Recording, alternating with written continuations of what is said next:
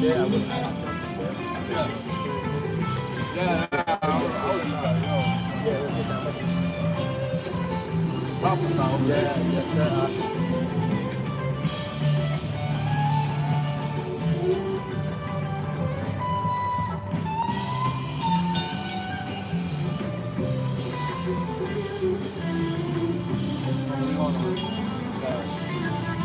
We're on already.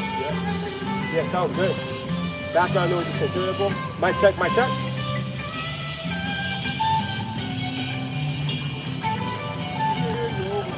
What's that? The background is loud, but you can still hear Yeah, it is loud, but I'm listening to us right now. but I can still hear Yeah, it's definitely loud. I can hear you clearly, though. Now you can hear us. Yeah. Yep. All right, Con. All right, no doubt. Let me just check this down real quick.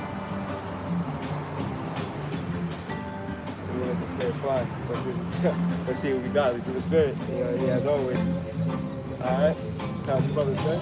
Con, you good, Akia? Hey, Shalom Makiyam. First and foremost, we would like to turn to the east and give all praise, honor, and glory to Yahweh. Bahashem Yahweh Shai, Bahashem Rekakwadash. Double honors to the beloved elders and apostles of Great Millstone, where we learned this 144% truth. Peace and salutations to the hopeful elect, starting with the 144,000 men of Israel, which consists of the servants, the prophets, whom have been ordained since the foundations of this earth to sing this new song, which comes in the form of this gospel, which would be preached throughout all four corners of this earth and rest upon the ears of the innumerable multitude, men, women, and children of Israel, which consists of so-called Negroes, Latinos, Native Americans, and speckled birds, which are Hebrew Israelites that may look like the other nations due to the curse and scattering of Deuteronomy 28 and 64. But the Spirit bears witness with the Spirit that their bloodline goes back to Abraham, Isaac, and Jacob, and they are Israelite, all right, that may be scattered throughout all four corners of this earth. Shalom. Shalom. Hey, shalom, beloved Akia Minakwata. We back again, man. Beautiful day. All right, Yahweh Bashim Yahushai has blessed us with the ability to once again have the keys to the door of utterance to be able to bring forth His glorious gospel. All right, and going down the checklist of the mission of a prophet. All right, first step is what? Prophesy. All right, and what are we gonna prophesy? The downfall of our enemies, man. And Salakia for the background noise. There's a water festival going on over here right now, and where we at in Lowell, Mass. So they're having a little live band, but we're gonna prophesy over the madness, man. Lord willing, we don't get a copyright strike. And hey, man, let's go. All right, and we're here to prophesy against this wicked queendom, bro. That's been the job. That is the job of the prophets. First, step number one: prophesy the downfall, man, of the wicked empire that you're in. All right, or the empire that the Lord has set in His sights, man, to take out. And as you can see, Babylon the Great's looking crazy. All right, we're seeing a complete deconstruction of the superpower. All right, economically, infrastructurally, morally, the people are through, and militarily. All right, for you brothers that been watching, all right, the USS Abraham Lincoln is looking real stranded right about now. All right, these sailormen haven't ported for hundreds of days. Okay, they're down on toiletries.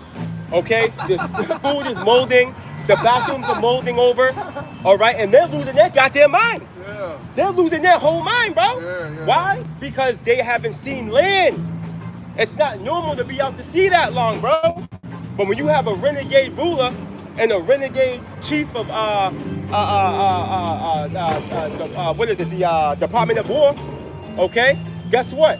They're gonna misabuse, all right, and pretty much downtrodden and stretch out their military. And this is just like what happened in Rome. The same thing happened in ancient Rome. This is nothing new, brother. Can you Google search real quick through the spirit? Did the Roman military was the Roman military stretched out too thin, which caused their fall? Baba Kushab, you can type that in, right? This is the reality, bro. This is what it looks like when an empire is falling, bro. All right? This is what it looks like.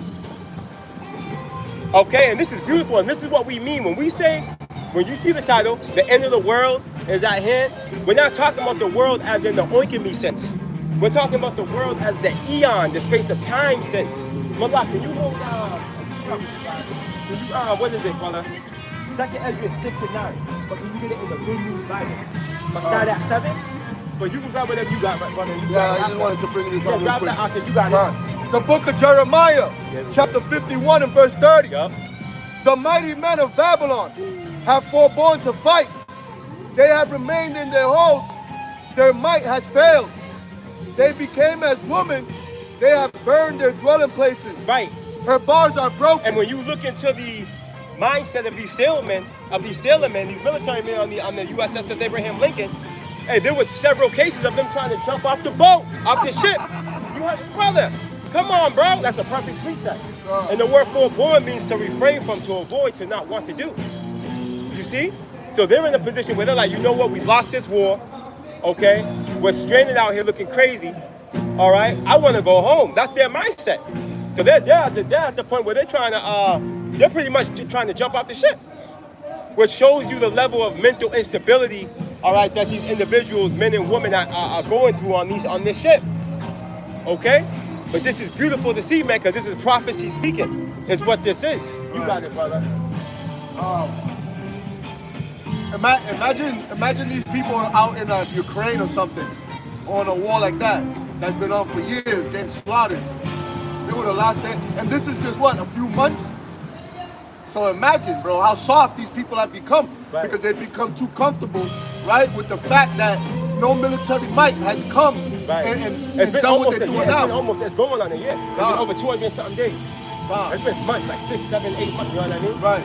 Something like that. 6, so 7. Imagine putting these people in a situation like Vietnam or some shit like that, showing you how much America and their men have declined. Right.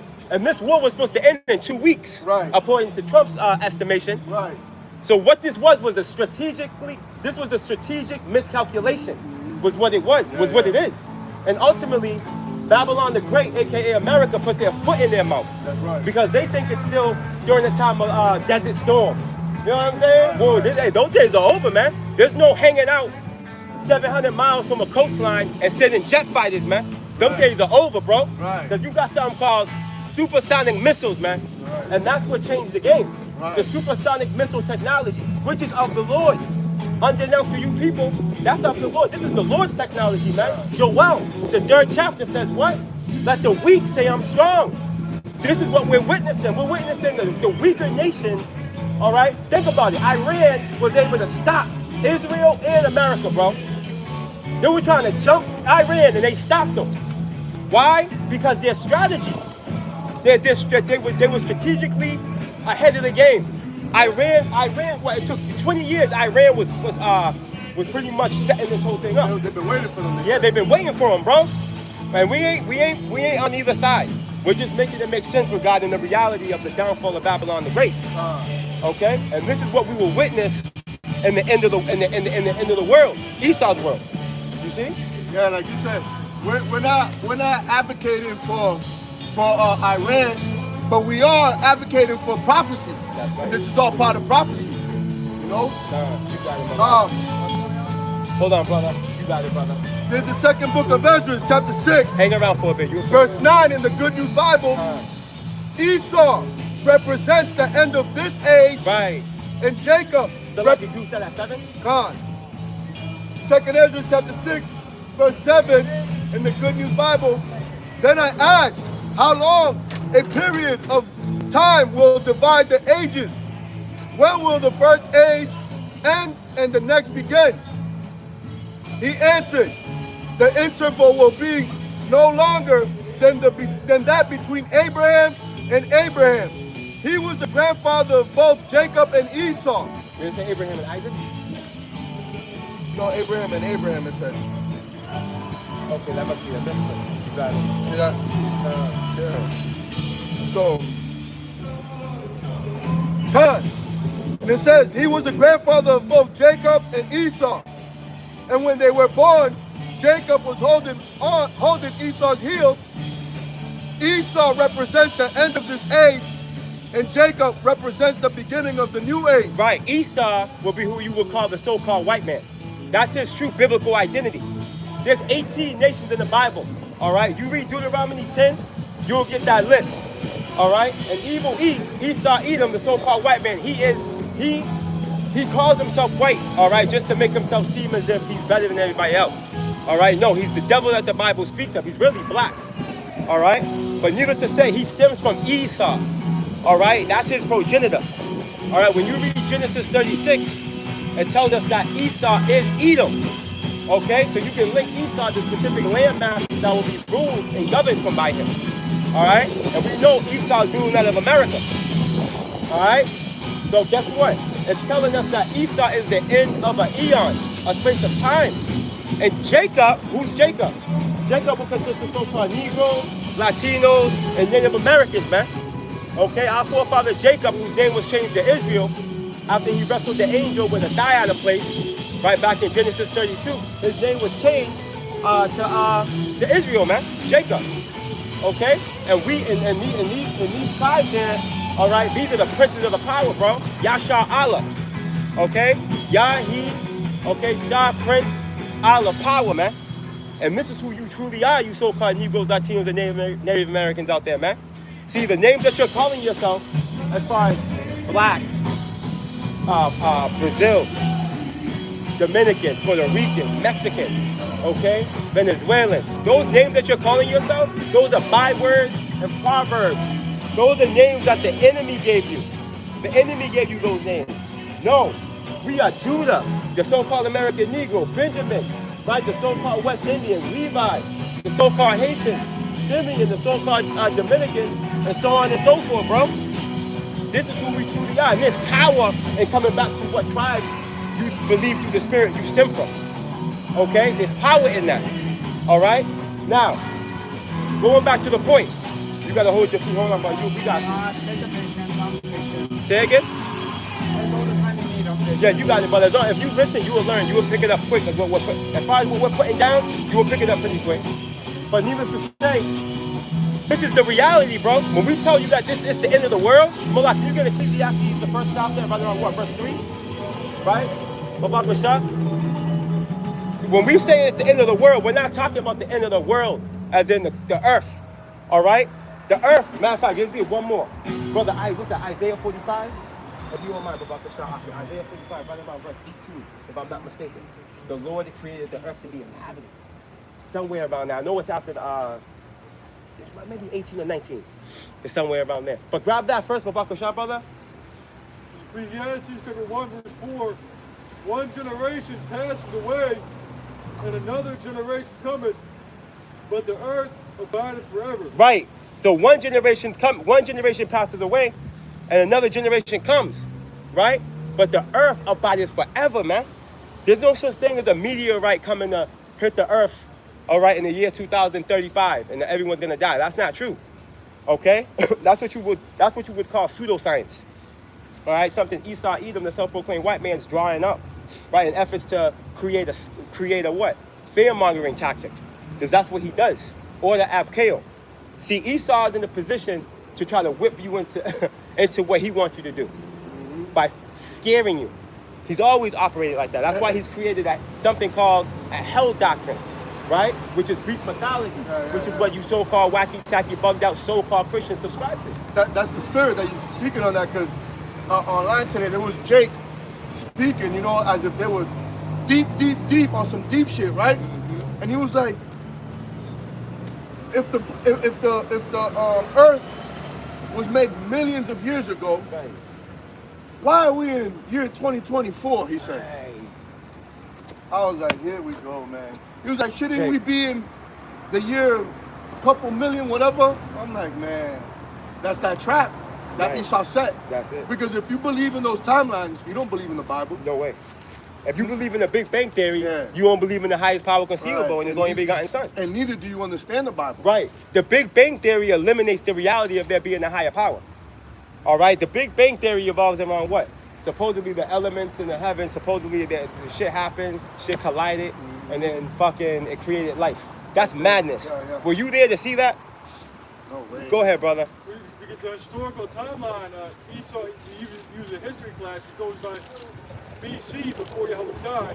And AD, it's Anno Domini, and some people think it's after death as well. What is The after whole- this? Yeah, it means the same thing. Yeah, the whole timeline is based on the Lord Yahushua, with the history of the biblical paintings from Babylon and Daniel 7 until now. Right. Time began after. Well, honestly, the latter times begin when Yahweh Shai was born. Con. Upon the birth of Yahweh Shai, starts that timeline of the end of the latter time, the end of time. You see what I'm saying? Because the return of our Lord Yahweh Shai, that coined the redemption process of us now being able to be drawn back to our Heavenly Father. So Right. remember, we transgressed. Remember, He divorced us in Jeremiah 3. It is written how He divorced us and we were kicked out of the land. Right. That's why we were no people. But see, this is why Yahweh Shai is so important.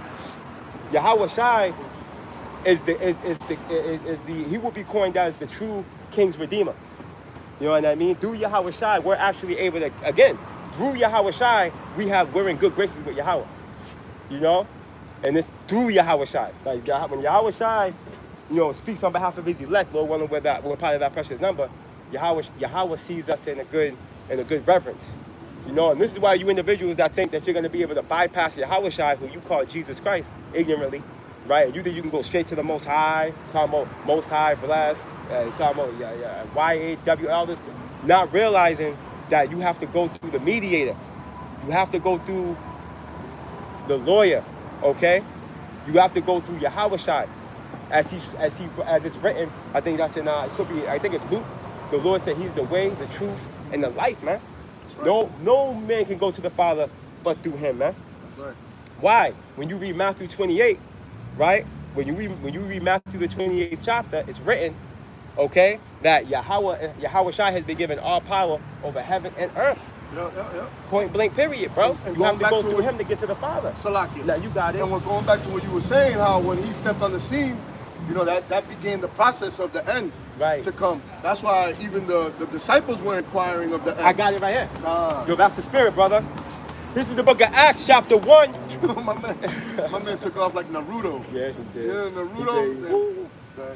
God. Right? This is the book of Acts, chapter 1, and verse 6, and it reads, outside of verse 5, matter of fact, I'll go right to the point.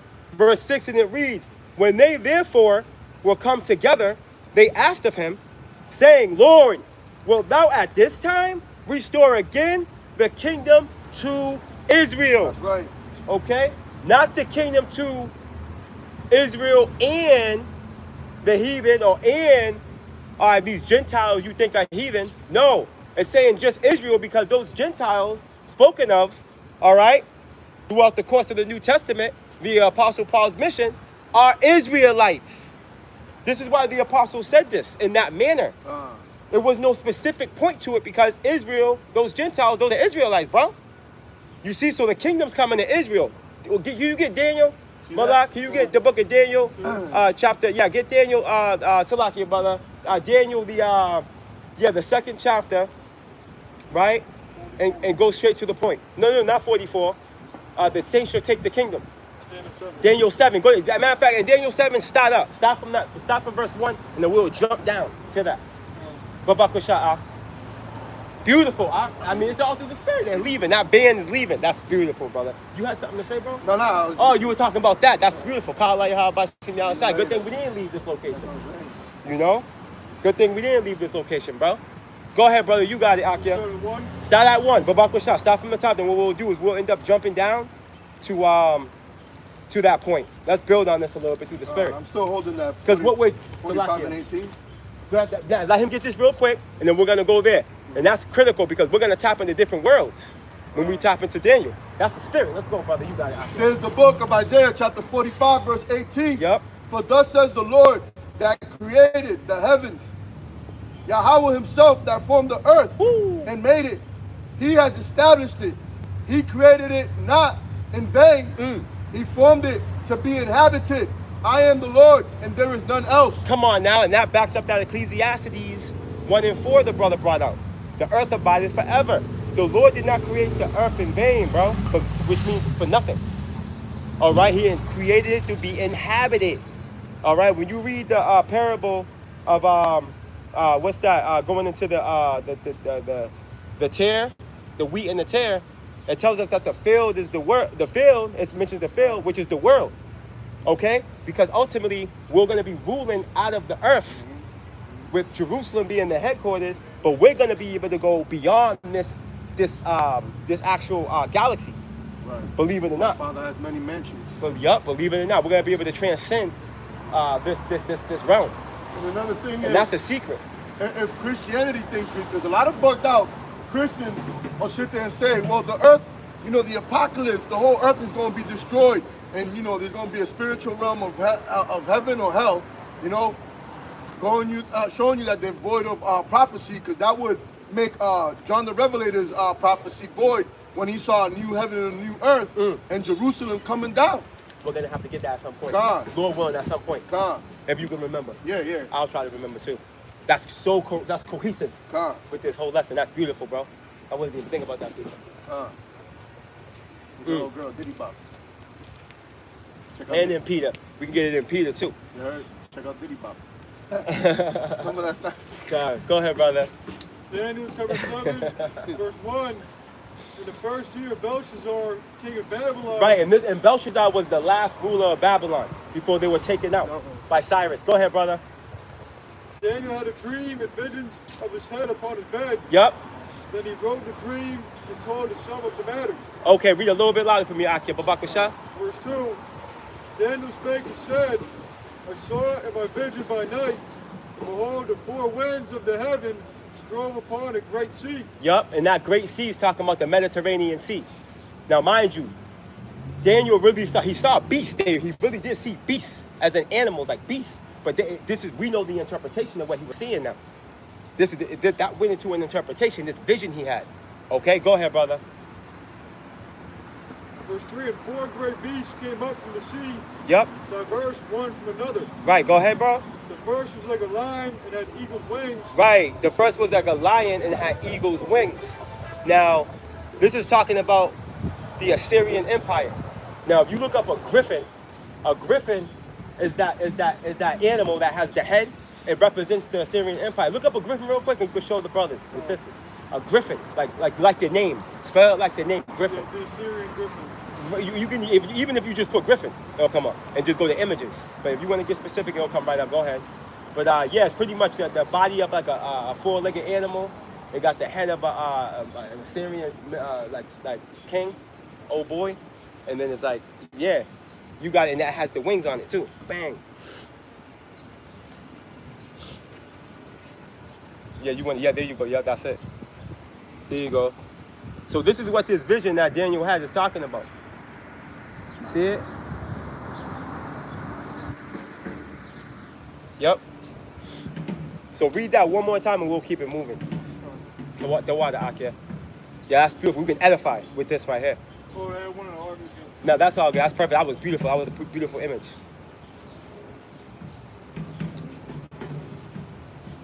Daniel chapter 7, verse 4. The first was like a lion and had eagle's wings. I beheld till the wings thereof were plucked. Right, the wings thereof were plucked. Right, and those wings were plucked by the Babylonian Empire. This is why, upon the northern kingdom, right, are so-called Latinos and Tainos and Gadites, which are North American Indians, and the rest of them, right, Aztecs, all of them. That's why when we came out of the Assyrian captivity, how that was able to be done was when Babylon descended upon Assyria. That opened up the window. When Assyria fell, with 2nd Ezra 13, that's when we were able to get up out of there, man. You see? And the Lord guided us and he carried us through through the ocean. And he kept the winds calm, the waves cool. We made it out of there, man. It was all an effort for us to get here. So Jeremiah 50 and 33, right, could ultimately be accomplished with the southern kingdom coming here. All right? After they fall victim, all right, to the sacking of the second temple in 70 AD, get scattered and ultimately get picked up, all right, later by these Europeans. You got it, brother. Via the transatlantic slave trade. You got it, my love. I beheld till the wings thereof were plucked. Yup. And it was lifted up from the earth and made stand upon the feet as a man. Right. And a man's heart was given to it. Right. Keep going. And behold, another beast, a second, like to a bear. Right. And it raised up itself on one side. Right. So you got the Medo-Persians, that came up after. Now the Medes were higher than the Persians. I'm sorry, the Medes were first, right? But the Persians ended up being higher, ultimately. That's why I said it raised itself up. So but the Medes came in first, right? The Media Empire. But again, when the Persians came through, they end up being higher than the Medes. That's why it says it raised itself up. Go ahead, Malak. And it had 3 ribs in the mouth of it, between the teeth of it. Right, and that's going into 2 things actually. That's going into the lands that they conquered, right, and the directions they came. So they had conquered, Lydia, right, Babylon, and Media, the Medes, right? And then they also descended upon some of the Greek territory as well later on before they were taken out. But needless to say, they came from the east, right, and they went to the north, they went to the south, and they went to the west. So it also represents the directions they went conquering. Go ahead, bro. Go ahead, Malak. And they said thus unto it, arise, devour much flesh. Yep. Right. Again, going into their conquering, that they were on one. You got Xerxes, right? Remember Xerxes? Remember the movie 300? We always talk about. See, brothers done studied these chapters. We done gone into them. We done dug into this, and we this is how we know this information, and this is why you got to make a due diligence to study. You Aki, I'm not listening. That could be teaching. That you should be teaching. A lot of you. But anyway, we see you posting all them precepts on various channels. But go ahead, brother. Verse 6, and after this I beheld. Hold on, brother. Go ahead. Read loud. You'll be good. Daniel chapter 7, verse 6. After this I beheld, and lo, another like a leopard, which had upon the back of it 4 wings of a fowl. Right, and this is talking about the Greek Empire. All right? Now, the leopard represents Alexander the Greek and the empire itself. Right. Okay, so understand that. That leopard represents Alexander the Greek and the actual empire itself. All right, it's a representation of both of those aspects. Oh, and wait a minute, hold up. Just in case we get a few scoffers now, live, or even after watching these lessons, ask yourself, matter of fact, why don't you go ask your pastor, right? This leopard that represents Greece, where can you find the Grecian history? That's right, brother. You gotta ask yourself that. And then ask yourself, why can't you find it? Okay? And why are people being called Greeks in the New Testament? That's right, brother. You gotta ask all these questions.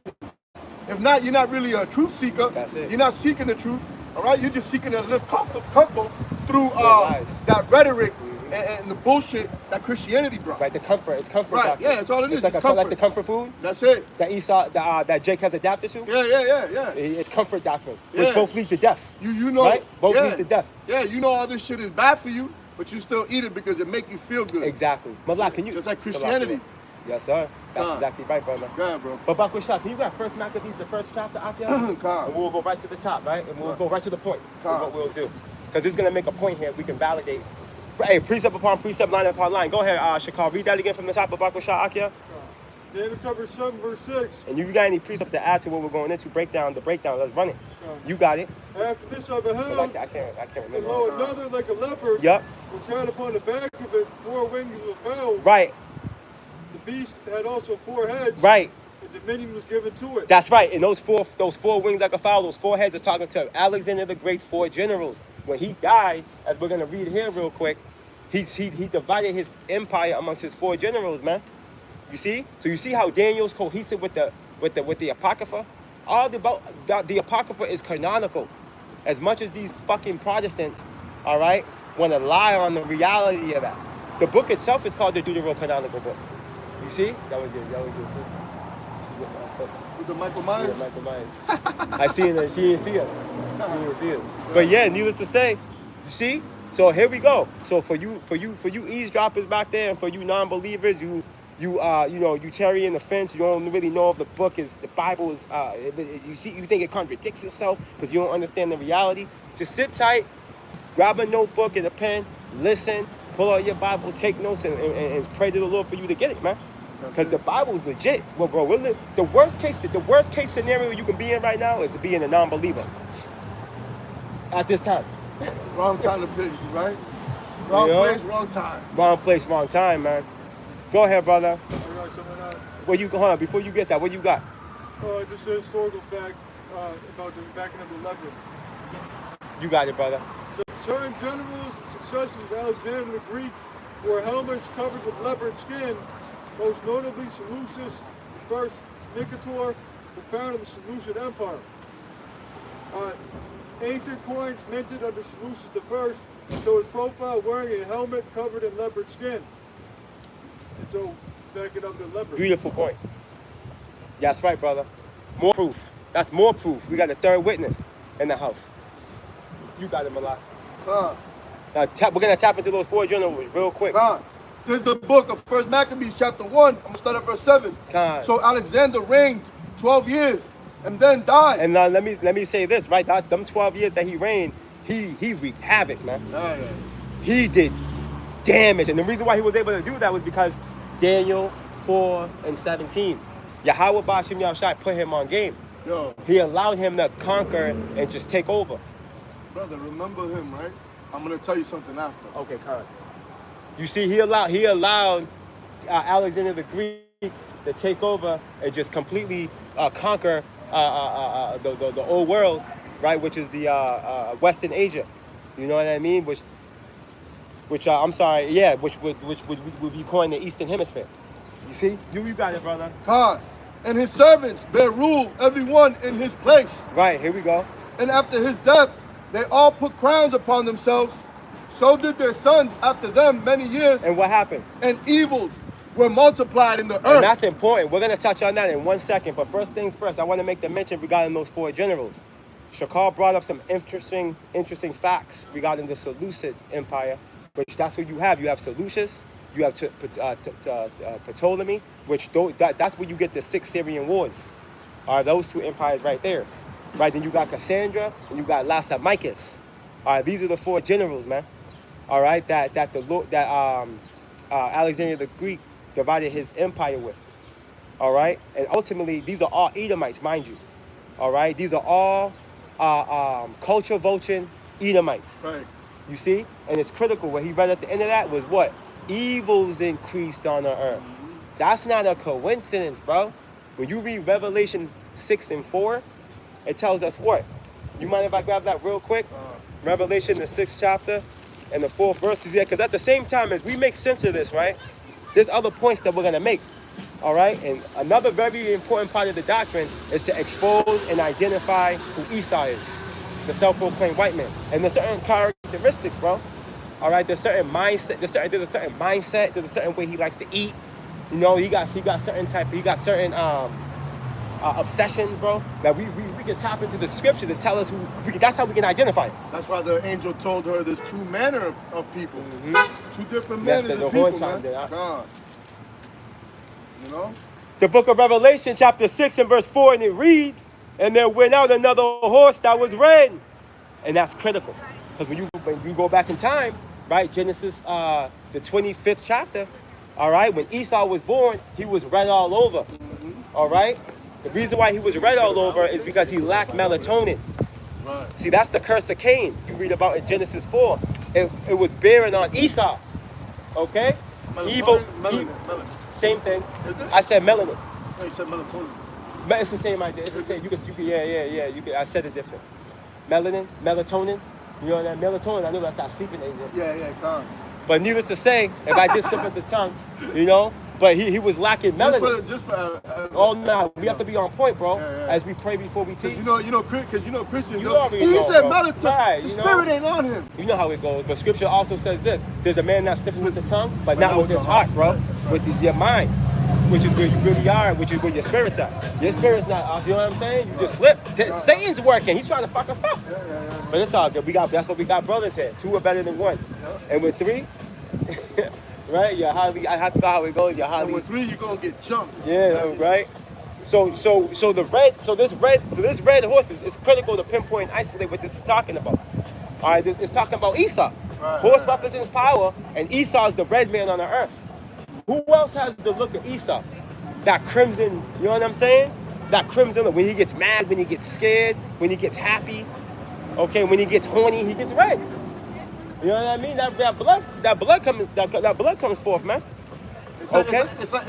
like And red means warning, by the way.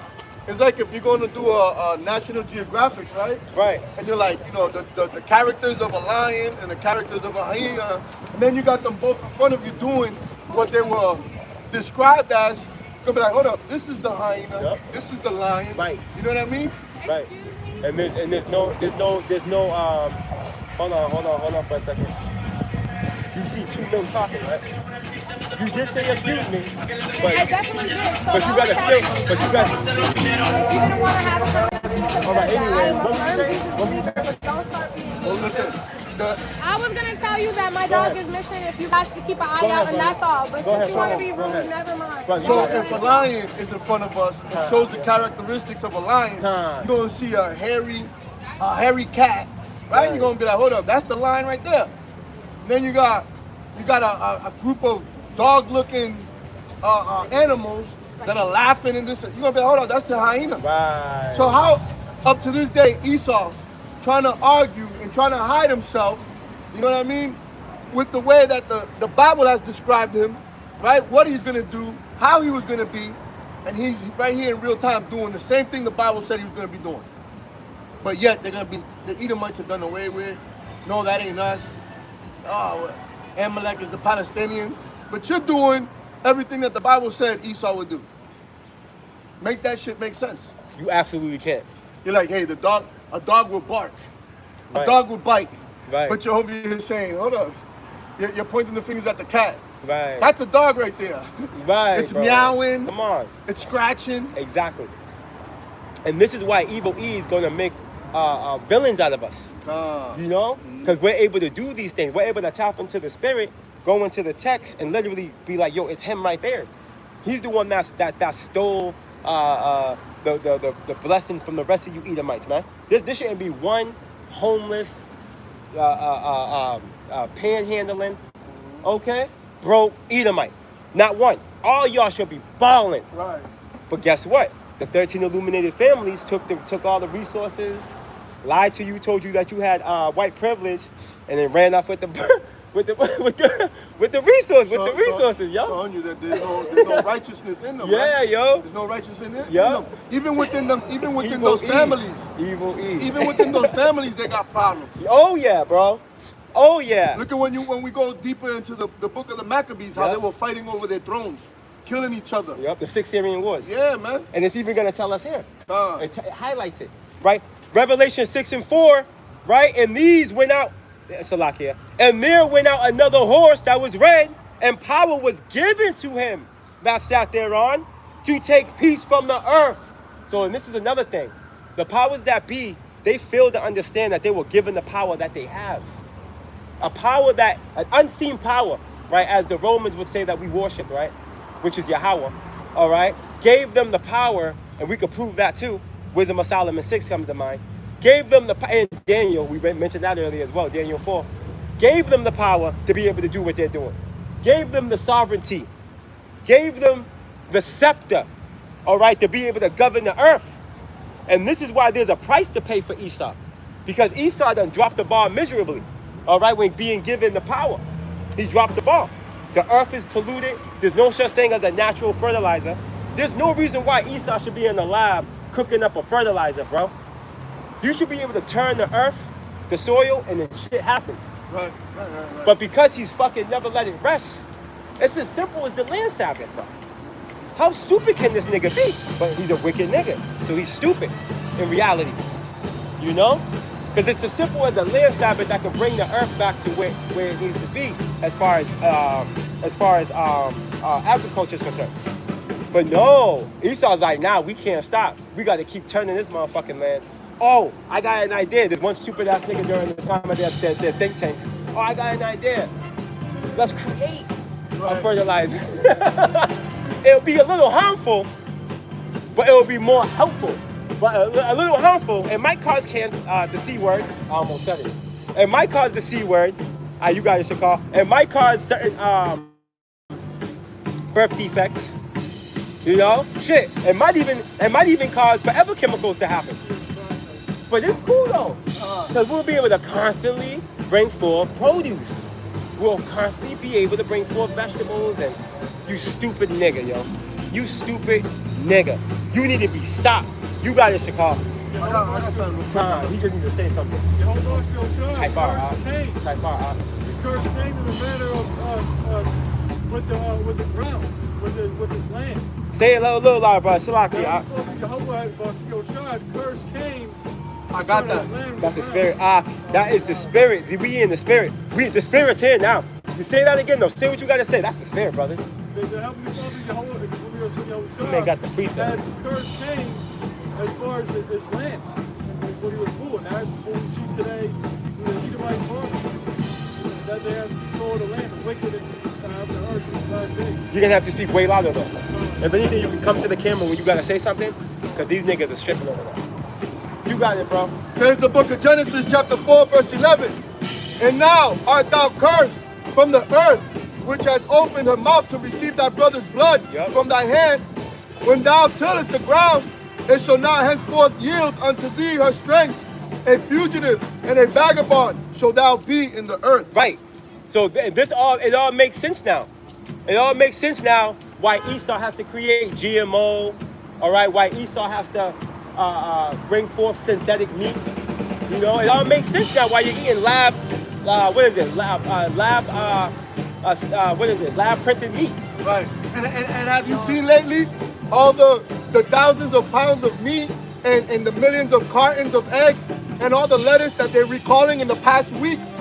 This is all because of Esau. Yep. You know, what do you think is going to happen when you're in a lab?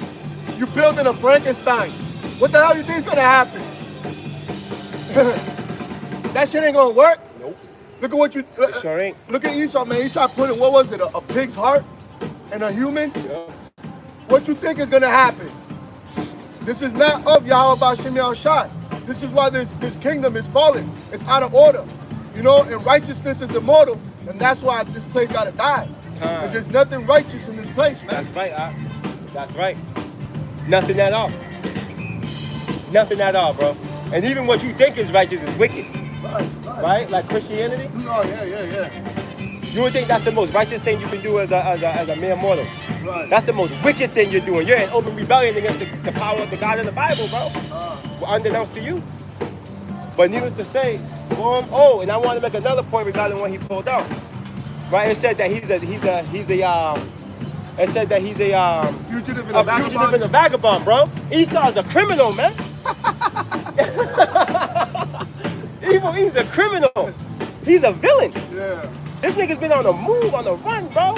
Think about it. He's like that nigga that goes to the gas station hoping you don't recognize him, yo.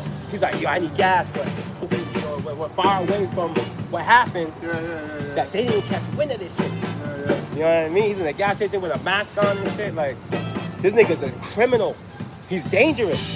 You know, and now he's being found out. He's been hiding for a long time. And now it's beyond his judicial system and the presidents and all them. The world is starting to understand that it's the oligarchs, as they like to name them. Because they're still scared to call names. You know? But it's the Oranges, it's the DuPonts, it's the Gettys, right? It's the Oppenheimers, the Rothschilds, the Rockefellers, it's them. But you got these talking heads like Redacted, all right, and fucking Scott Ritter, that they'll say oligarchs. You know, they don't want to say the names. They'll take it to a certain level and leave it there. But there's no God going on us. There's a God going on them. There's no God going on us. We're gonna tell you what it is. We're gonna tell you what the TI is. Right. Because we have to. Oh, there's blood on our hands, but still to Ezekiel. Ain't happening. I'm not gonna die for you because you wicked and you don't want to hear the truth. Hell nah. Right. I'm gonna tell you what's up. So are the brothers, man. Trim that waist to some love, man. That's it, Akira. I gotta finish this piece of the book of Revelation, chapter 6 and verse 4, and it reads, continuing on in the middle of the precept. I'll start from the top. Right? And there went out another horse that was red, and power was given to him that sat thereon to take peace from the earth, and that they should kill one another. And there was given unto him a great sword. And there's 2 points to make here. You made a great point, Akira, regarding how Esau, they fight against each other. They constantly fight against each other, man. You got those Syrian wars. And again, you got the various wars that took place over here. The French-American War, the Spanish-American War, the War of Independence, which was Evil East separating himself from the 13 colonies and being able to expand and continue to conquer the rest of God's land. all right? And so on and so forth, these various world wars. All right, this third world war that's about to happen is going to be an Edomite on Edomite crime, man. The Russians against Babylon the Great. Them are all Edomites. You got it, bro. Oh, and it said he had a great sword. This is critical information. Because, I'm sorry, brother, because this takes us back to the beginning. Genesis the 27th chapter. That great sword that he was blessed with. What is a sword? A killing instrument. What has Esau been doing since he's been on the scene? Deleting. Why? Because he has to. For the sake of his own survival, he has to delete. You see? I want to get this real quick precept. And you got it, bro. Isaiah 48 and 22. There is no peace, says the Lord, unto the wicked. Right. Because they came to take peace. But that was, the Lord said there's not going to be no peace. That's it, bro. Even in your rulership. Beautiful precept. That's why when you look at the Grecians, you know, Rome, and all, it's all consists of all wars. Because they all part of that red horse that was given that great sword, which was given to them from Genesis chapter 27. Right. Exactly. See, Esau's empire ends with bombs going off, bro. It's not gonna end with shaking hands. Right. You know what I mean? Having a tea party. Right. Nah, it's not ending like that, bro. It's not gonna end with niggas with toothpicks in their mouth. Right. You know, because they just had a good meal and Peace shit. treaties. Right, peace treaties and shit. Nah, man. You feeling loose off of some good wine? Ain't gonna end like that, bro. Right. Nah, bro. The Babylon the Great's gonna end with bombs going off, bro. Right. Missiles are coming here, man. And the horn chimed in. That's the spirit, yo. Missiles are coming, man. To burn you wicked niggas alive. Right. That's why the Lord fattened you people up. That's why you fattened up. Because, see, what the thing with the fat, it sizzles. When them missiles hit, it sizzles. Right? You already know how Chicago laugh, Chicago. Hey, there's going to be a lot of sizzling right there. Yeah, there's going to be a lot of sizzling. That's why I said that. But fat sizzles, tell me it don't, though. On the skillet, the fat sizzles on the skillet. It sizzles. And that's why the Lord fattened you niggas up, yo. He got you good. And it smells good sometimes. You ain't gonna eat it. Oh, yeah. But it smells good. Oh, that's that flavor. Yeah. That's that great sacrifice. That's why the Lord requires it. All right? Now, real quick, when you go into the statistic of overweight Americans, bro, over 70%, over 75% of Americans are overweight, bro. Or their body to fat ratio is above average. So when you're walking around 10% body fat or sub 10, or even 15% body fat, if you're walking around anywhere between 15 to 10% body fat, you are literally part of the 1%. That's why you go to a water park or you go to a place where your clothes gotta come off, people are looking at you like you're crazy because they see the shoulder to waist ratio. You look crazy because they're like, what the fuck? How are you like that? Yo, because Babylon the Great will have you overeating, undersleeping, all right, and having too much sex, bro. I'll have you just completely just in the mix of like folly. You know, because it takes discipline, obviously, to get to that certain conditioning. So you have to say no, you have to not do certain things, and that's a level of discipline that these Babylonians aren't used to. They're all used to just doing them. Eating and just chilling, laying up, you know, gooning all day if they ain't got a lady. You know? And just you know what I mean? Right? You know, and just tripping.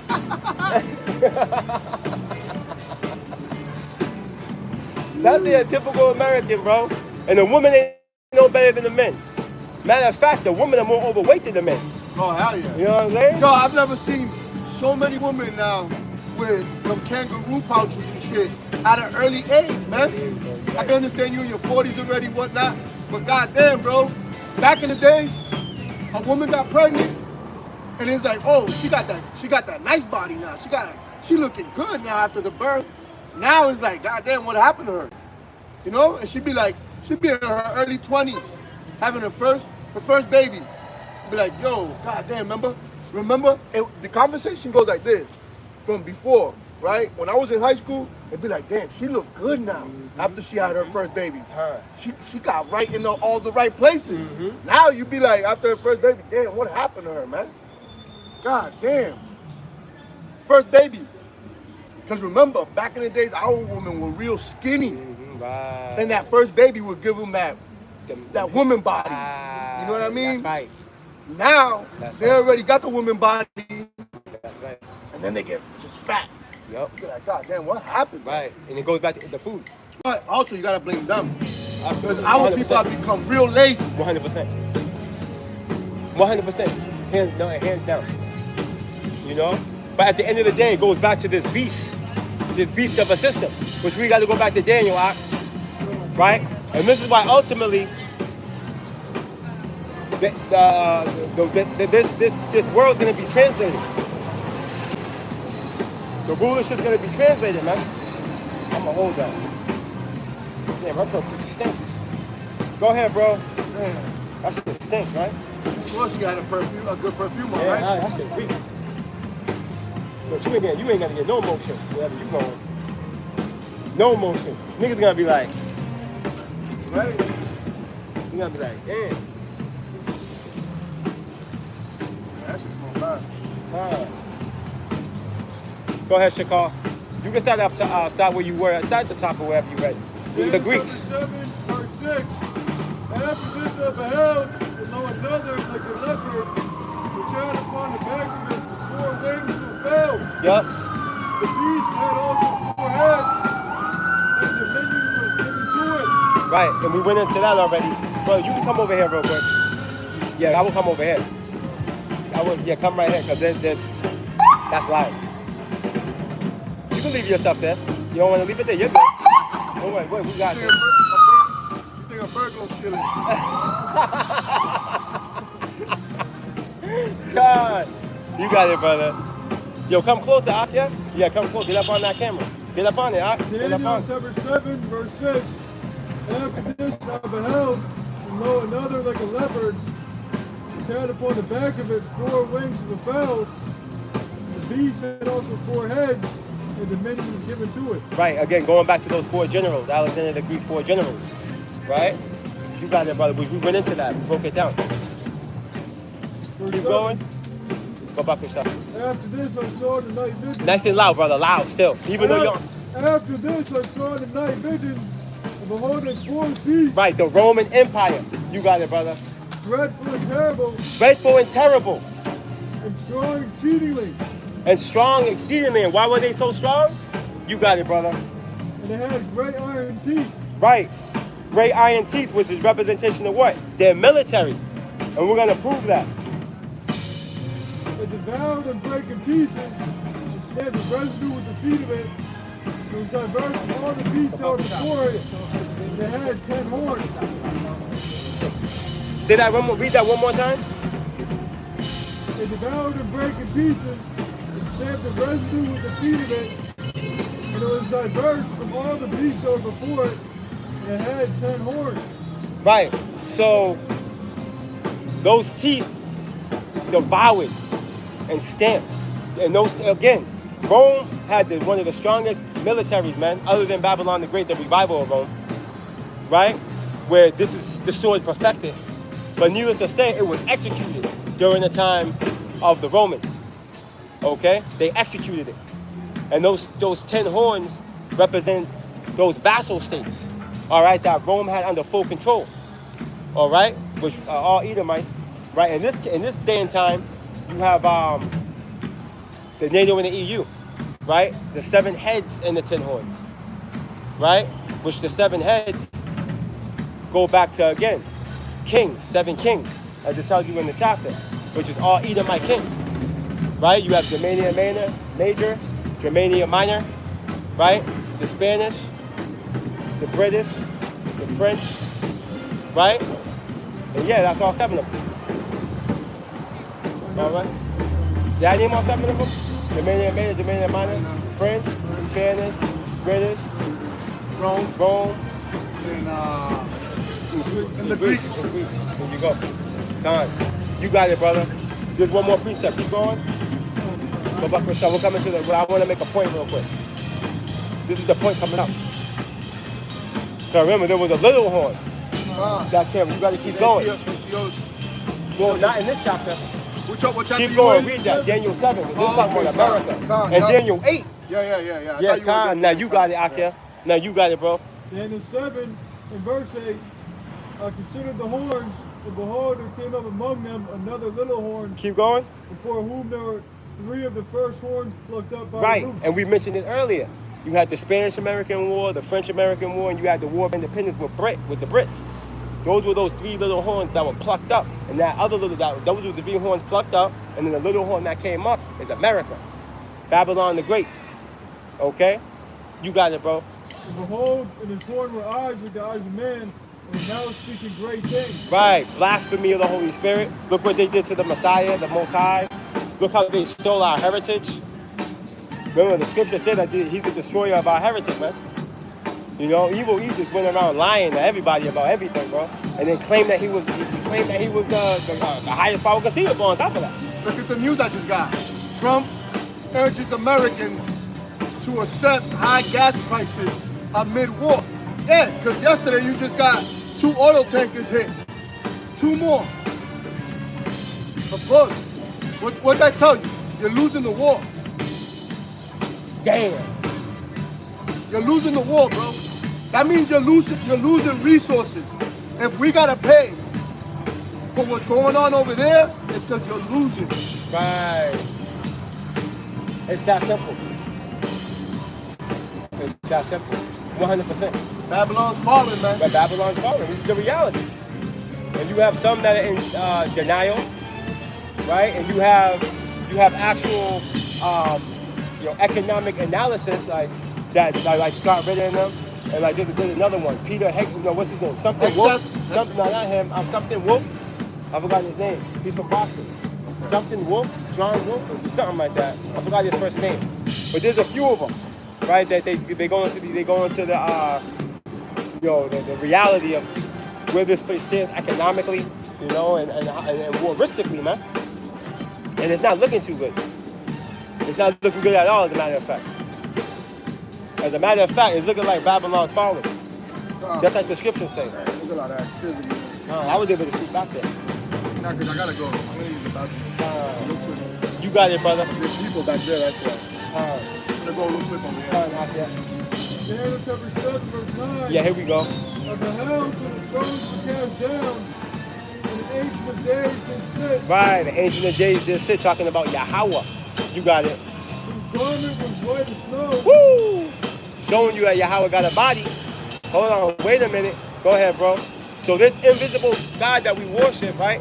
According to the Romans, he got a body, bro. You got it, brother. And the hair of his head like the pure wool. Oh shit, just like his son. You got it, brother. His throne is like the fiery flame, and his wheels as burning fire. Right, there you go. Talking about the fathership. A fiery stream issued and came forth from before him. Thousands ministered unto him, and 10,000 times 10,000 stood before him. That's right. The judgment was set, Woo! and the books were opened. And the books were open. This is where we are now. We're at the point now where the books are open. All right, the book of Revelation is not sealed, as your false pastor would tell you at one of your Roman Catholic Church denomination churches. All right, the Revelation is not sealed. All right, we got the answers through the Spirit, man. We know exactly what's going on, bro, through the Holy Spirit. All right, and the reality is this: the books are open, man. Meaning what? Let's get Daniel, brother, real quick, my life. Can you get Daniel 12? Yeah, Baba Kosha, you can just jump. Con, Revelation 5 as well, yeah. Matter of fact, we can grab both of those. Absolutely. Right. See, and this is how we know we're at the end. We're at the end of all things. The end of all things is at hand.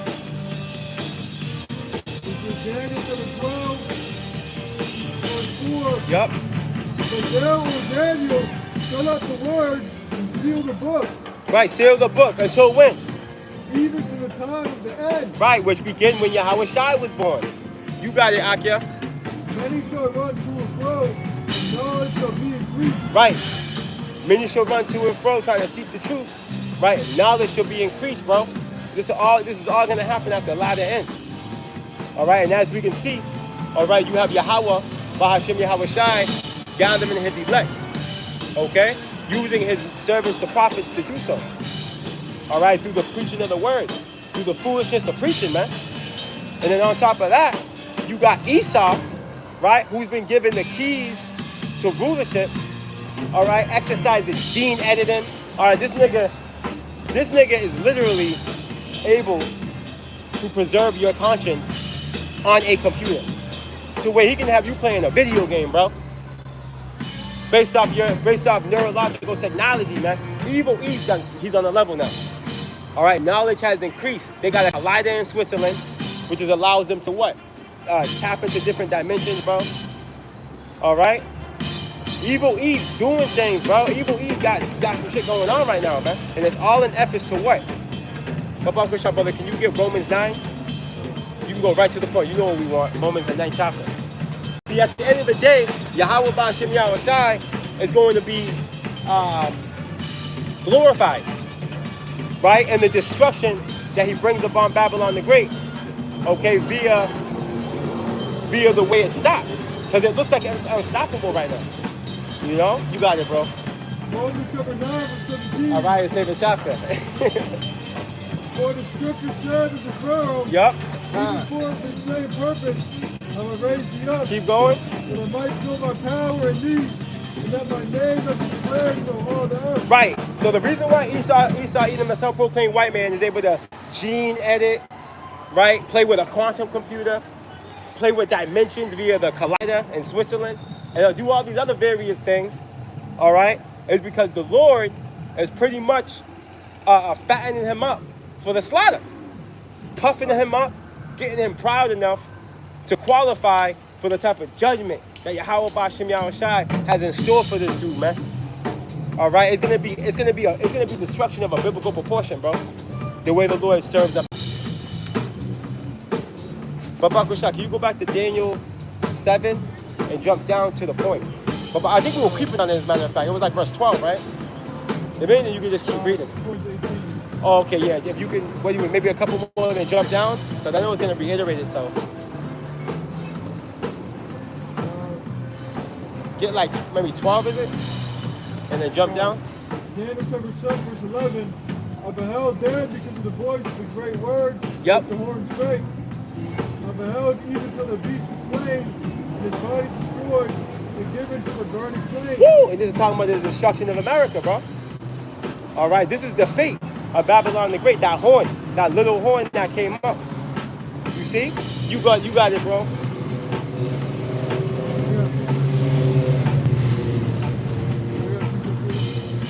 You got it, brother.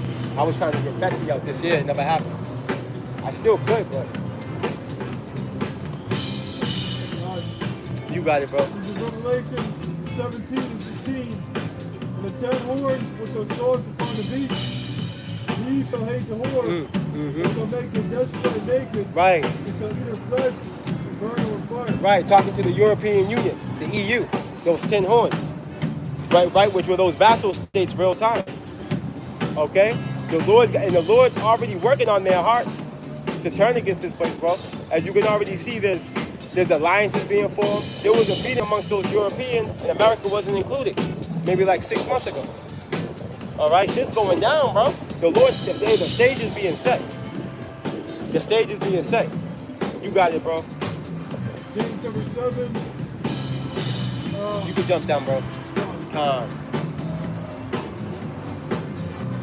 Daniel chapter 7 and That was 18, I think it is. verse 18. But the saints of the Most High, Yahweh, shall take the kingdom. The saints of the Lord Yahweh, Ba'Shem Yahushai, shall take the kingdom. Who are the saints? We go through this all the time. And we're going to keep going through it. Right? Psalms 50. All right, goes into who the saints are. That's just one of many scriptures. There's also another one in Psalms 147, I think it is. Those that made a 148. Those that made a covenant with the Lord by sacrifice, man. Psalms 50 and 4 or 5. Okay? The only ones that made a sacrifice with the Lord, all right, a covenant with the Lord, by sacrifice are the Israelites. Pursuant to Exodus, the 24th chapter, bro. No other nation did. Point blank, period, man. That's it. Okay? So the saints are going to take the kingdom, bro. Which the kingdom evolves around what? This earth. So going back to the book of Acts, chapter 1, right? We brought that out earlier. The apostles were inquiring of the reality of when Israel, okay, will be given back the kingdom. All right? They're patiently waiting on this to be fulfilled, what we're reading right now. in the book of Daniel, they had these scrolls. They knew of the scroll written. That's why they were inquiring, just like how we're inquiring right now. They're doing the same thing. But the difference is they had the Messiah on the scene. You know what I'm saying? They was right there before he left, before he ascended. They were like, Lord, hold on, wait a minute, hold on now. You know what I mean? We read it, Daniel. Yo, when are we going to get it back now? You know what I mean? The Lord's like, you already know. It's not for you to know. It's not. A lot had to happen. The Lord didn't want to break it down to them in detail, but he gave them little clues and hints, like in Luke and stuff. But needless to say, this is the reality, bro. The saints are going to take the kingdom. And when you take something, it's not gentle. You know what I mean? It's going to be an aggressive, violent takeover, bro. That's the reality of this thing. That's how it's going to go down. But it's going to start with Yahweh Shai visiting first. Yahweh Shai is going to take that first swing on you. You know? Like in a fight when you sit, you know, on the street, in the hood, bro, we'll be like, yo, I'm going to set it on this nigga, yo. Let me set it on him. Let me set it on him. And then after you set it on him, everyone, you know what I mean? Type of deal. Like, that's that type of idea that the Lord's dealing with when it comes to Babylon, with Esau. The Lord's going to set it on Esau, and then Ezekiel 25 and 14 is going to manifest when we get into the kingdom. Esau's going to fall into the hands of Yasharahla at that point. But the Lord Yahweh Shai got to set it. You know? Now you got it, bro. So, follow up with Daniel 7 and 13. I saw in the night visions, behold, one like the Son of Man came with the clouds of heaven. He came to the Ancient of Days, and they brought him near before him. And there was given him dominion, and glory, and a kingdom, that all people, nations, and languages should serve him. His dominion is an everlasting dominion which will not pass away, and his kingdom that which will not be destroyed. Right, Isaiah the 2nd chapter. Right? Israel's going to be that on the top of the mountain. All these nations are going to come serve the Lord. That doesn't mean you're going to partake in any type of salvation to where you're sovereign and immortal and you're ruling shit. Nah, man, you're going to be serving. All right, pursuing the Isaiah 60. You're going to be serving. And no, that wasn't a dream or a vision. That didn't mean reality. Nah, that's a real thing, man. That's going to happen. So now that's the new doctrine out there. With these wacky secular Christians. Isaiah 60 is just a vision. Right. It was a dream or whatever. It wasn't even really like, nigga, you crazy, bro? That's like, wow. Y'all really desperate, bro. To really like, you know what I mean? Yeah, desperation for real. Y'all mad scared. Y'all just trying to rewrite the Bible. Yeah, bro. Real talk, huh? They're trying to rewrite the scriptures. Isaiah 60, it says what it means what it says, man. And it backs up the reality of the second covenant as well. It backs up what Yahweh Shai was promised in Revelation, the 2nd chapter, and Isaiah, Psalms, the 2nd chapter. It backs it all up. So what are y'all talking about, bro? Leviticus, go back to the law, as far as you heathen being bondsmen and bondmaids, or bondsmen and, how do you say the bondswomen and bondsmen, or whatever? Handmaids. There we go. It's the water out there. That's the reality, bro. It goes back, bro. That's the reality. That's what's gonna happen. The Lord's gonna literally put you heathen underneath our feet. Exactly where you belong. Just like what the sons of Korah were singing about. Matter of fact, let me get that precept real quick. The sons of Korah, remember they were singing that? Let me get that real quick. Bear with me, I got you. I know it's I think it's Isaiah 44, but I'm not sure.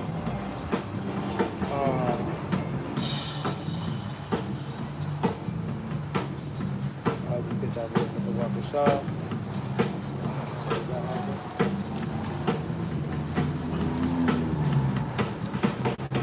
I got you right here. Alright, this is the book of Isaiah. I'm sorry, Psalms 47. I said Sons of Korah, I said Isaiah. This is the book of Psalms, chapter 47 and verse 1. Right? It reads this. To the chief musician, a psalm for the sons of Korah. Now the sons of Korah were Levites. So now we know who the audience is. These are Israelites, bro. Okay, so check this out. Oh, clap your hands, all ye people. Right, on that sign. You so-called Negroes, Latinos, and Americans, clap your hands, right? Shout unto power with the voice of triumph. Right, victory. All right, when you go into the story, not story, but the account where Balaam and Balak, right? Can you get that, brother, in Numbers? Babakusha? Right? Is it Numbers? Or Deuteronomy? Numbers, right? Babakusha, if you can grab that real quick. Because he had a vision with his eyes open. And he said something very specific about that star that's going to come out of Jacob, bro. And how he's going to win. Let's go. Right? For the Lord Yahweh Most High is terrible. He is a great king over all the earth. He shall subdue the people under us and the nations under our feet. We're going to literally fucking rule you, man. There's no way this is Isaiah 60 is just some type of dream. It was not real. What are you talking about, bro? It backs up the overtone of the reality of the kingdom being spoken up in the scriptures. Right? He shall choose our inheritance for us. You see that? Showing you that these nations are a part of the contract. They're part of our inheritance, like the land. Inheritance goes back to land. But on the land, you get the resources, right? The animals, whatever, the resources as a gold, silver, whatever, and the people. There's people on that land. And that's the Lord's going to choose our inheritance for us. So each of us, we're going to have our portion. You know what I mean? The elect men, 144. We're going to have our portion on this earth where we're ruling out of. You know what I mean? And bro, and beyond this place too, because we're going to be able to expand. Right? He will choose our inheritance for us, the excellency of Jacob, whom he loved, Selah. The Lord gets real intimate and specific. And like, I would love to know what Vocab Malone has to say about this scripture. And I already know what he would have to say about it. Same as you other so-called apologists. You Hebrew Israelite I already know what you will say. You will say, this is the old Bible, the Old Testament, excuse me. This is the Old Testament. And that's not exactly what he meant. That's not crazy shit. Like, what are you talking about, my boy? This just represents, it's always a representation to me. This represents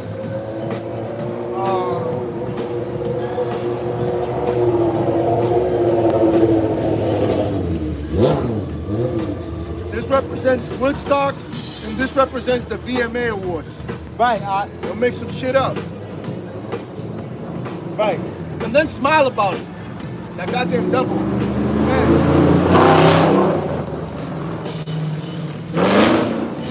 I'd be so happy to wake up one day and see that they fucking chopped off Vocab's legs and he's on a wheelchair from that day on, you know what I mean? With a bad case of fucking diabetes or some shit. He is annoying. I can't stand. I hate that motherfucker. He's an antagonist. See, so that's the reality, bro. Like, we're about to win. Hey, we're finna win.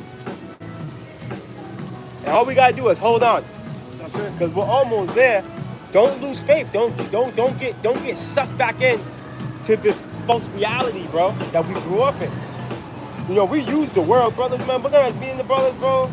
After camp today, we're gonna do a couple of things, get back together, and kick it. You know what I mean? But at the end of the day, in the back of our minds, we're not like, yo, you know what I'm saying? Like, yo, I'm about to try to ascend, yo. I'm about to try to be a millionaire, brother. Yo, I got this side thing, bro. You know what I mean? I'm gonna try to be on the scene. I'm trying to get 1 million subscribers. We're not on that shit, yo. Yo, this place is about to die, yo. This time span, this life that we live, it's about to be over. You know? Everything that we know is about to change. You know, and we can't wait, bro. This is not life for us, bro. We're fucking slaves, bro. I'm pissed, bro. Yo, I gotta go to work Monday, man. I don't want to see none of these people, bro. I don't want to talk to them. I don't want to smell them. Yo, I don't want to be near them. You know what I'm saying? Like, I'm just, I can't even tell you how I feel about not wanting to be around these people, bro. And then the funny thing is, right, you look over there, it's all Edomites singing Jake songs. Highlight Jake songs, too. My mic right there. Like, come on. They're trampling on Mike's joint. Yeah, you got it, Al. You got it. These people just, they're the lowest of the lowest. Yeah, bro. No creativity. Yeah. No sense. no righteousness, nothing, man. Right. No life. Right. They gotta go, man. And no hope. That's No beautiful. hope. And they ain't got no go, hope. man. They gotta go. You Edomites are about to lose, bro. All right, the time of you being able to ride around, I think I've said this before, but the times of you Edomites being able to ride around in the summertime with them new Chevy trucks, with them big old trailers in the back, them Trailblazer trailers. Right. You got 6 bikes in the back of the bed. You, your wife's, and your 4 children's bikes. You're about to hit a secluded area. Right. You know what I mean? Camp out for the week. You know, and enjoy yourselves. These times are coming to an end. Yahweh. That too. Oh yeah, that's madness. That too. That's madness right there. That That's gotta just come like to an end. crazy. That's crazy. You got All that- you heathens are gonna be stopped. Goddamn fruity jakes. Right. Walking around with halter tops and Yeah, bro. open Bell sandals. bottoms and bell bottom Yeah, pants. bell bottom like That nigga was that shit wearing. gotta go too. This nigga was wearing bell bottom pants, a halter top like the brother said, and just he looking crazy. Jake. You know, see, because you, Jake, adopted the madness of the heathen. You're sick, you're polluted, and this is why you're gonna be burnt out with them. And that's the thing, bro. Oh man, you people don't even understand. The Lord's about to burn people alive, bro, and He's gonna enjoy it while He does it. Do you not realize this? Yo, the Lord drowned almost everybody, bro, before. This time He's gonna burn you up. You, your motorcycles, your Lamborghinis, your Ferraris, your jewelry, bro, your houses, bro, your boats, all that shit's getting burnt up, bro. There ain't gonna be nothing over here that you can resemble where it was or what it was. You know what I'm saying? Like, oh, that was Vegas, that was the Strip. Nah, man. None of that shit's gonna be recognizable, bro. The Lord's gonna leave Babylon unrecognizable, bro. You see? That's how the Lord's gonna do America, man. Because the blood that's on this land, it will be answered, man. It will be answered for, man. Matter of fact, let's prove that. But fuck with Akia. Can you grab Joel, the 3rd chapter, brother? The last, I think it's the last 3 precepts there. Let me get, what are you holding? Psalm 37, the Lord loves judgment. You got it. You got it, Malak. Get that, and then we'll get that. That falls in line. He messed up that Mercedes Benz. Go ahead, brother. Psalm 37, verse 28. For the Lord Jehovah loveth judgment, and forsaketh not his saints. Yup. They are preserved forever. Right. And is there more there? God. But the seed of the wicked shall be cut off. That's right, and I'm going to highlight the love and the judgment point. Because that's the thing. We understand how the Lord works. So understand this. The Lord will judge us just to correct us. So something may happen, bro. You may get into like a little fender bender. But damn, you didn't know your insurance was due. So here it is, your insurance is due, right? You get into a little fender bender, nothing too crazy. The cost is going to probably be like under $1,000 to get it fixed. But here it is, you getting into that fender bender, you go reaching out to your insurance, you find out that your insurance was canceled for 2 days. You're like, oh shit, you can reinstate it, right? It's not showing up on the R&B or the state police or cops aren't seeing it. But here it is, now you just realize, oh shit, my shit was fucked up. You reinstate it, you deal with the situation at hand, and you move on with your life. The Lord judged you to get you back on track so you can know what's going on with your insurance and to make sure you get back on your toes, bro, because shit happens. You know? And then that's just the Lord operates in mysterious ways, but judgment is the way He really speaks to you. It's through judgment. You will get sick, and there's a reason why you got sick like that. The Lord's trying to tell you something. That's how the Lord, see, and that's the scary thing about our power. But when you learn about Him, you realize that, and then you start to understand, like, oh shit, okay, that makes sense now. It's judgment, bro. There's severe judgment, mediocre judgment, and then that judgment I just gave an example of.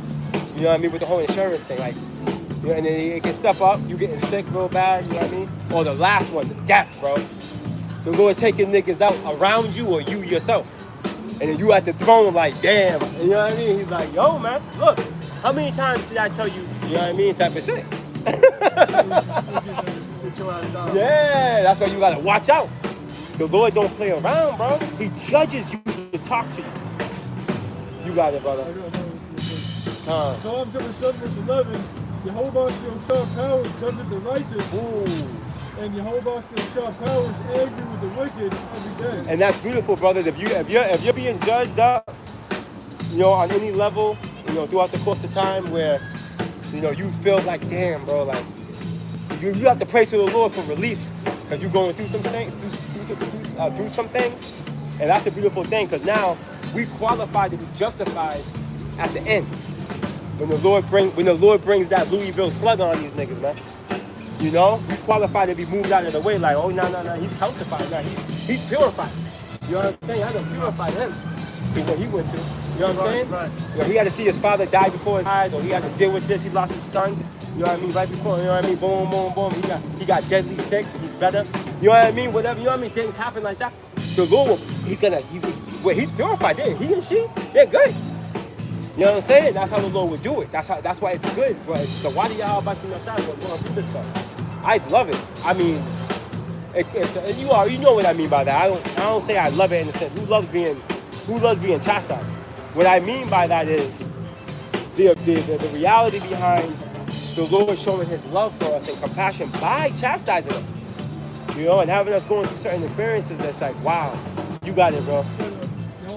Yehovah said, when we love it, we chastity. And then also, that's right. That word, the root word of chastity is to be chaste. That's right. Which means to be pure. Right. So there ain't no getting pure without the Lord putting us in chastity. That's right. And ultimately, through the chastisement, what happens to the mind? You become chaffed in the mind, like King David and his men, his warriors were. They were chaffed in the mind. Remember his son was talking about going and descending on David when David was hiding in the cave and stuff? Your old boy, the prophet, I forgot which prophet was before him. Was it Samuel?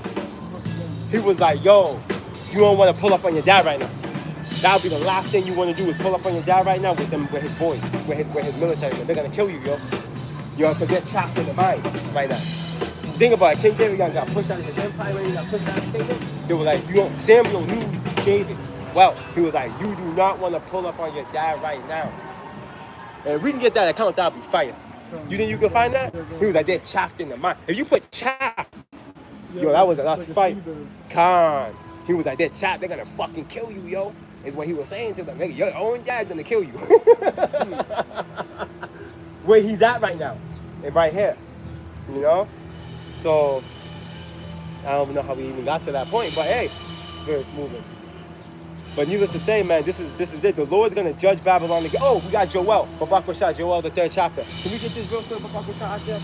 And we'll just get that after. That Joel, we'll close out in a second. Here's the book of Joel, chapter 3. Because I wanted to make that point. Verse 19. Right. Egypt shall be a desolation, and Edom shall be a desolate wilderness. Why is the Lord marrying Egypt and Edom when we know damn well that the Egyptians, all right, were the Hamites, and more specifically, they were Meretha. How do you say it? Mizraim. I can never say that. Just like Mizraim. I get a tongue twister with that. Just like the precept you pulled out, Romans 9. That's why he's marrying Pharaoh to Esau. This is for the same reason I raised you up. See? That's it. Right. That's it. That's a direct precept Right. to this. Right. You got it, Malak. For the violence against the children of Judah. That's the reason. For the violence against Judah. Which Judah is the head tribe, but shit rolls downhill, as they say in the word. Obadiah 1 and 10. That's right, brother. For the violence against the children of Judah, because they have shed innocent blood in their land. But Judah shall dwell forever, and Jerusalem from generation to generation. For I will cleanse their blood that I have not cleansed, for the Lord dwelleth in Zion. You see that? So that blood's gonna be cleansed. That's the point we were making earlier, bro. That blood that's on this land is gonna be cleansed. The Lord requires a blood sacrifice with a blood shedding. Pursuant to Numbers 35 and 33, you have to, this gotta be blood. There's no way. That's how the Lord works. That's the way the Lord works. That's how we know the Lord's gonna get you. Because of what you did to us. That's how we know. That's how I'm confident in the Lord. Because I know for a fact, if you shed blood, the Lord's gonna get you, bro. Right. What they say? For thy violence against thy brother Jacob, shame shall cover thee, and thou shalt be cut off forever. Going back to that vision of Balaam. Matter of fact, Akia, you can hold that King David one. Go back to that Balaam, because that marries this. We gotta bring that together. If you can do that, Babak Rashad.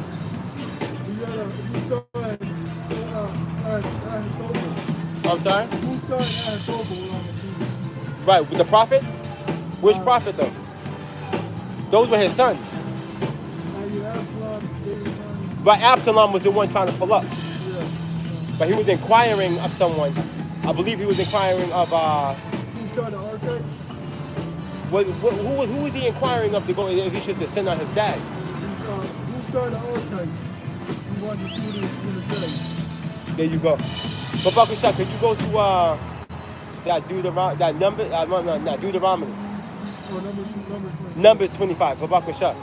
Real quick, we'll just go there because there's a vision that Balaam had. Matter of fact, we can close out with this. We're going to have to read down. Go ahead, brother. Numbers chapter 24. Because we're going to back up what Uriah just quoted in Obadiah. As far as Esau being cut off forever in the same fucking vision. This is crazy. In the same vision, excuse me. Numbers chapter 24, verse 16. He has said, which heard the words of Jehovah Shai. Where you at? I'm sorry. Numbers 24, 16. Go ahead. The vision is the heaven vision. Go ahead, brother. Shalom.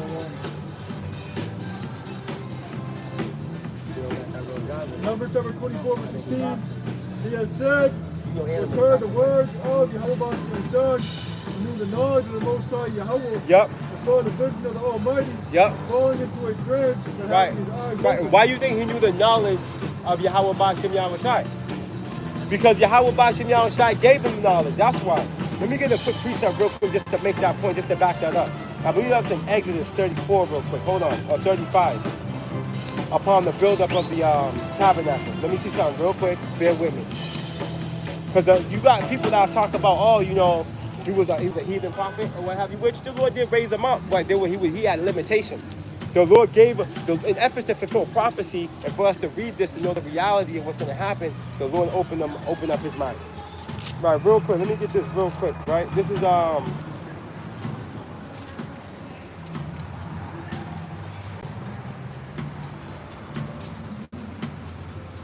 here we go.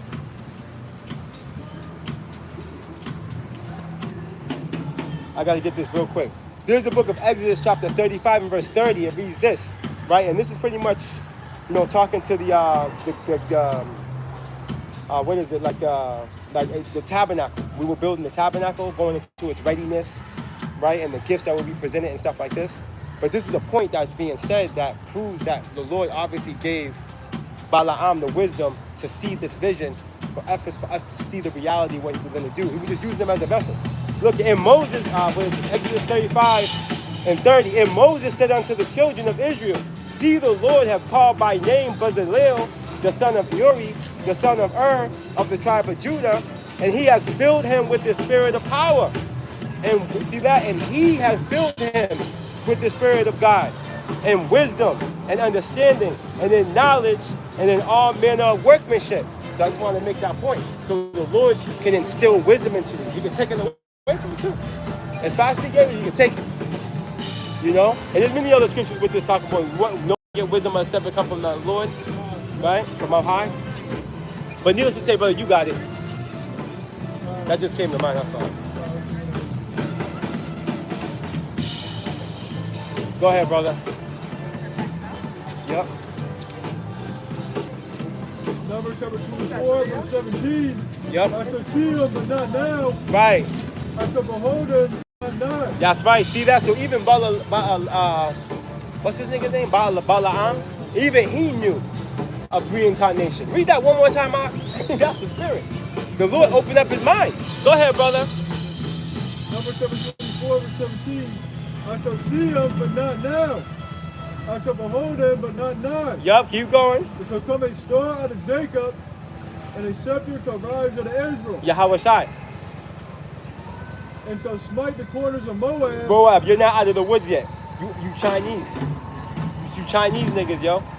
All right? This is why you didn't get balling at 21 with a Lamborghini truck. It's because you're blessed like Esau right now. All you heathen are in a blessed position. You know what I mean? That's another thing, Jake. Don't be envying Moab, bro. Moab is cooked, just like Esau. You know, because you be seeing these youngsters, they're 19, 20 with Lambos, bro. With Mercedes-Benz, the expensive ones. Not no C300, bro. They be having S580s with the star headliner in the interior, bro. You know what I'm saying? Like they got a fully loaded package, like on some Drake setup, yo. You know what I mean? Because at the end of the day, they're blessed like Esau right now. But the Lord got your number. That's why the Lord's calling you out right here, man. Go ahead, read that again, bro. Numbers chapter 24, verse 17. I shall see him, but not now. I shall behold him, but not now. He shall come to store in Jacob, and his scepter shall rise in Israel. He shall smite the corners of Moab. He should smite the corners of Moab And destroy all the children of death. and destroy all the children of Sheth, bro, which goes back to their idols. Go ahead, brother. Verse 18. And Edom shall be a possession. Edom should be a possession, huh? Go ahead. Seir also shall be a possession. Seir also should be a possession for his enemies. If you read Obadiah, well, if you read Obadiah, brother, the last verse, or second to last verse, or last verse, it's down there. It's down at the bottom. We'll grab that real quick, then we'll keep going here. Hold on, brother. Right? Because ultimately, Judah is going to get that land.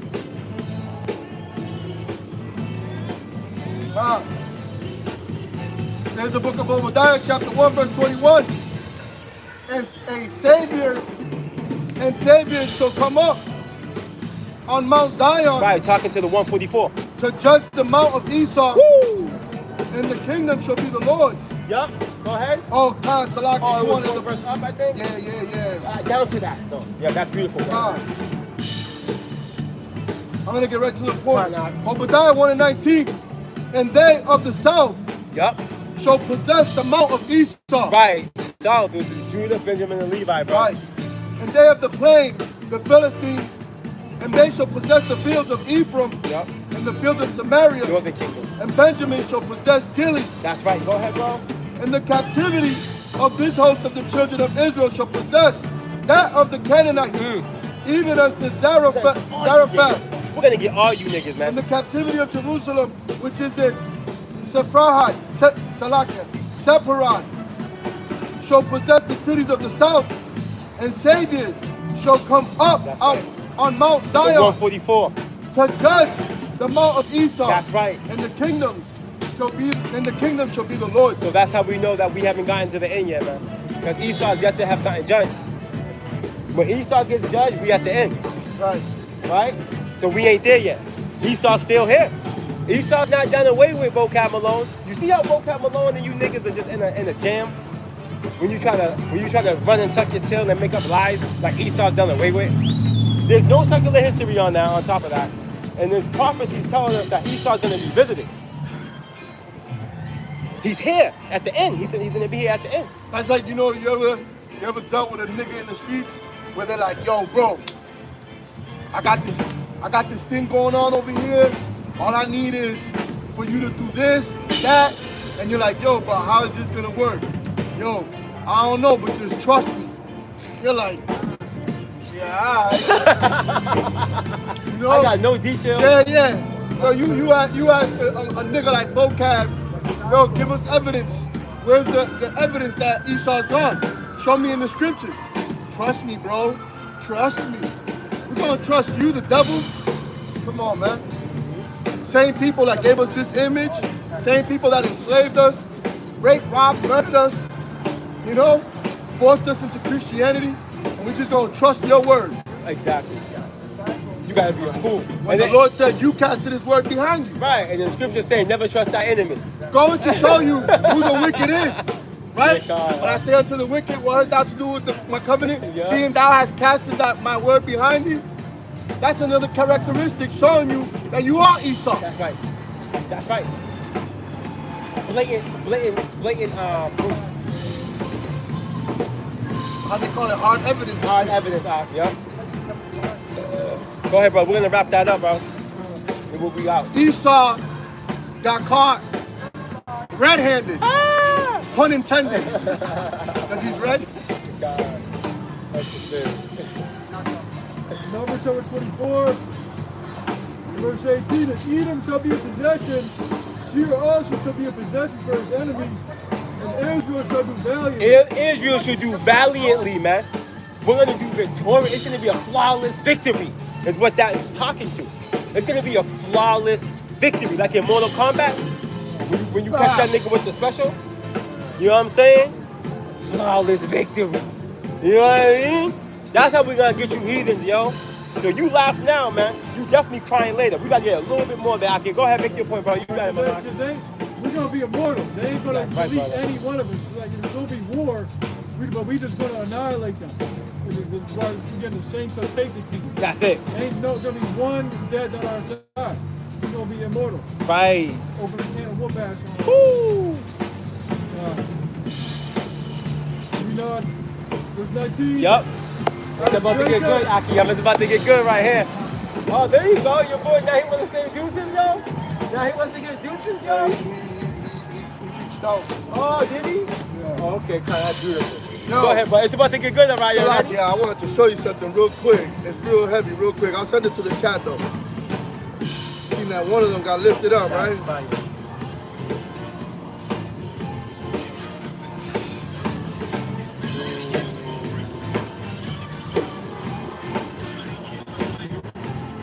That's fire. Woo. Woo. Woo. That's fire.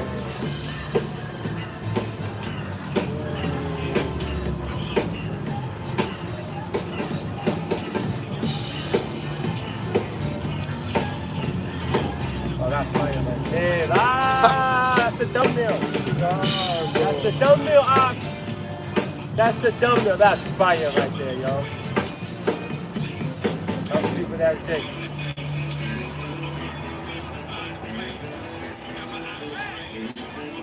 Nah, no, man. No, I'm sorry. No. That's fire out there. That's fire right there, brother. The brother got a video. I'll end up using this for a lesson for sure. Literally Isaiah 66, 15 through 17, visual. A brother made a video. Yeah, I'm That's fire out there. I'm gonna send it to the chat. Nah. Let's finish this up. We out through the spirit.